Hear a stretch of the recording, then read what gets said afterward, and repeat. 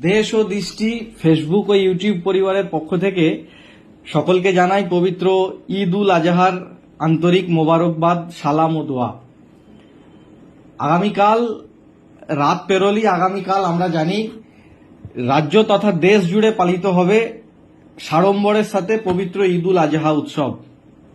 ঈদ উল আজহাতে কি করণীয় এবং কি অকরণীয়, কি উচিত কি অনুচিত, আমরা শুভবুদ্ধি সম্পন্ন সভ্য সমাজের মানুষ সবাই জানি।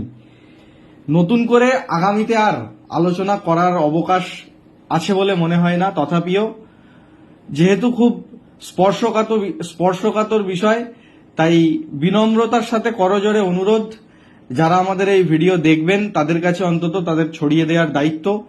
যেহেতু রক্ত এবং মাংসের সাথে এই উৎসব ওতপ্রোতভাবে জড়িত, তাই সোশ্যাল মিডিয়ার এই যুগে সে উৎসবের আভ্যন্তরীণ বিষয়গুলো সোশ্যাল মিডিয়ায় যেন কোনোভাবেই প্রকাশ্যে না চলে আসে। কারণ আপনার ধর্ম পালনটা ভিনধর্মী কোনো মানুষের ভাবাবেগে যদি আঘাত করে, তাহলে আমি জানি না সত্যিই আপনার স্রষ্টা আপনার প্রতি সন্তুষ্ট থাকবেন কিনা।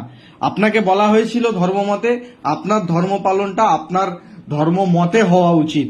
আপনার ধর্ম কি বলে সেটা জেনে ধর্ম পালন করা উচিত। আপনার ধর্ম পালনটা আবেগের বহিঃপ্রকাশ যদি করে ফেলে, সোশ্যাল মিডিয়ায় যদি রক্ত এবং মাংসের ছবি আপনি আবেগের বশবর্তী হয়ে প্রকাশ করেন, সেটা নিশ্চিতভাবে ভিনধর্মী মানুষের ভাবাবেগে আঘাত করে।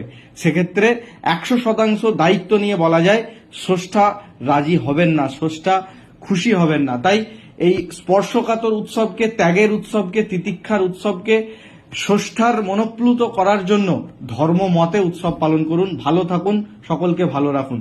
দেশ ও দৃষ্টি ফেসবুক ও ইউটিউব পরিবারের সঙ্গে সকলে যুক্ত থাকুন। ধন্যবাদ।